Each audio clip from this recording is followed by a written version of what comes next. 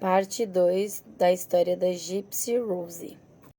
Peço desculpas se nesse vídeo saiu algum chiado do microfone. No vídeo passado eu vi que saiu um chiadinho, mas dá pra entender, então vocês desculpa aí, tá bom?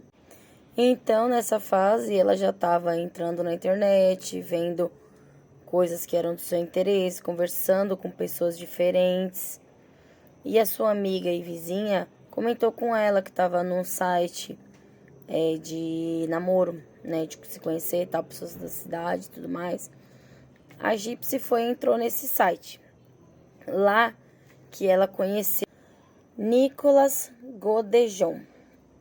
Eles conversaram bastante e ele pedia pra vela e tudo mais, até que chegou ao ponto dela contar toda a sua história pra ele, contar as coisas que ela passava, que ela se sentia presa, que ela descobriu que ela não tinha esses problemas todos, que a mãe dela fazia ela passar, que ela fazia ela aparentar ter, enfim, que ela era obrigada a fazer e a falar o que a mãe dela queria.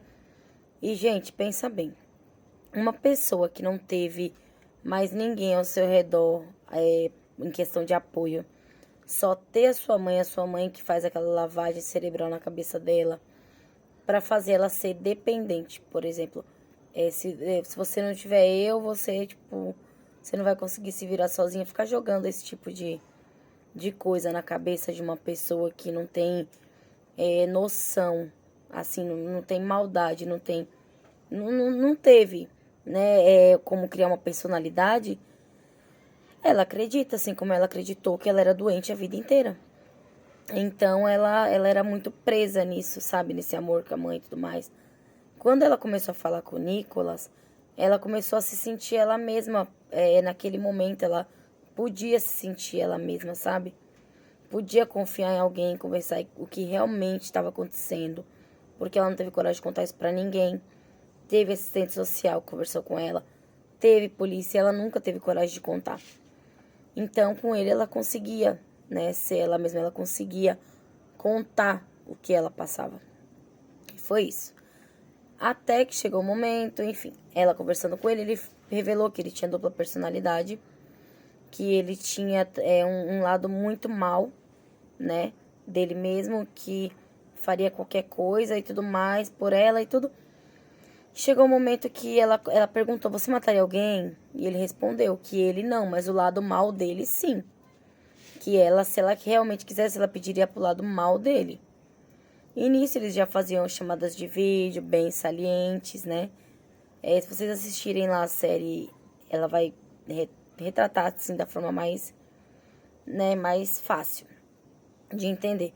Mas é um pouco pesadinho até, né? Então não assistam perto de crianças. E eles ficam naquele vídeo chamada mostrando, né, o corpo um pro outro, fazendo coisas, enfim. Então eles pegam ali muita intimidade, muita confiança. Chega ao ponto que eles se conhecem pessoalmente, que ele vai até a cidade dela, eles se encontram como se fosse um acaso, assim, sabe? Então eles conversam, ele fala com a mãe dela, nossa, odeia ele. Foi naquele momento, assim, segundo a série, porque tem outras fontes também, mas eu me baseei bastante na série também, que eu vi que é bem real.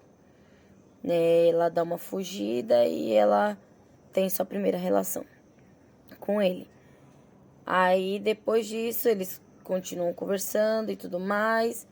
E aí ela pergunta pra ele, como se fosse uma válvula de escape ali naquele momento. Ela pergunta pra ele se ele teria coragem de matar a mãe dela. E ele pergunta pra ela, fala pra ela se ela tá perguntando pro lado mal dele. Ela diz que sim.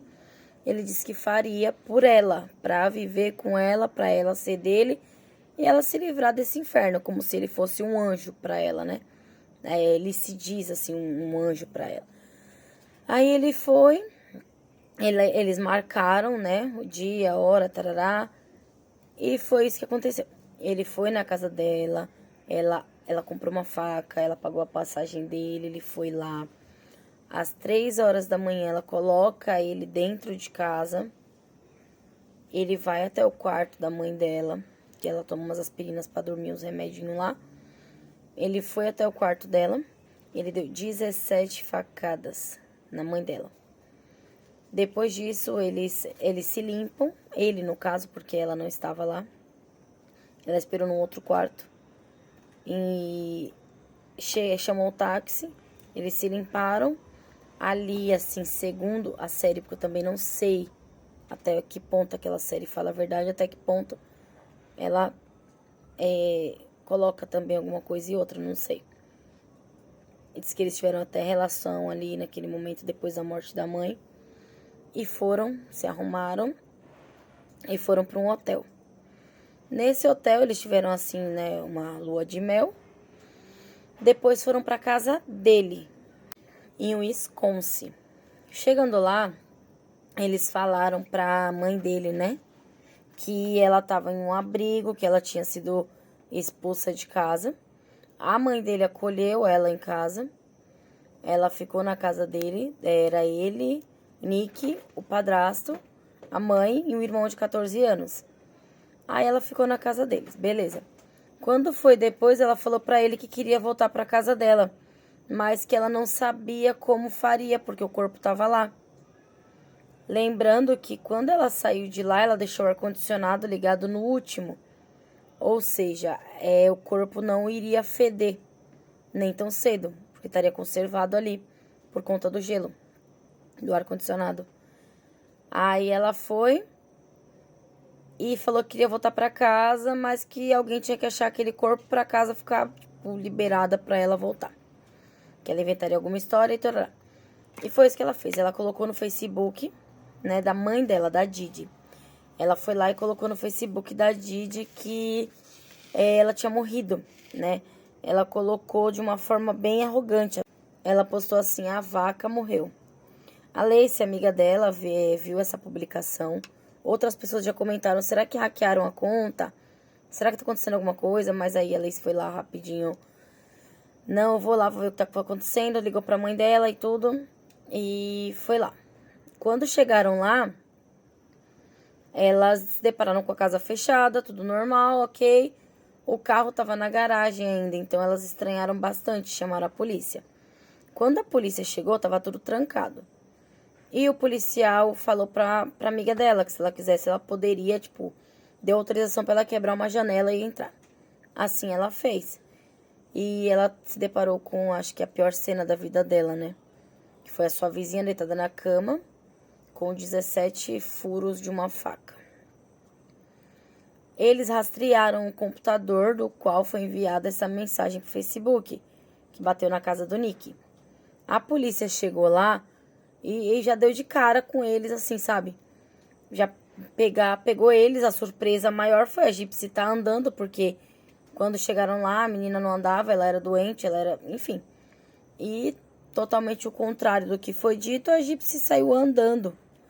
Isso foi, né, o auge do auge.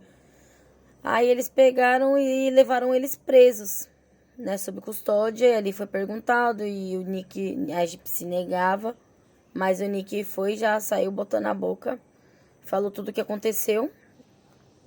A advogada da Gypsy falou pra ela, né? Explicou a situação dela toda, falou que ela tinha o pai dela, falou que a mãe dela, ela contou a história dela e a advogada falou que a mãe dela era uma doente, né? Que realmente ela fez exames, ela não tinha nada do que diziam que ela tinha. E descobriram que, na verdade, a doente era a mãe dela. Ela tinha uma síndrome. Não sei se eu vou saber falar esse trem. Síndrome Munchausen. Nem sei falar isso direito. Mas ela, tipo, fingia que a filha era doente pra chamar atenção pra ela.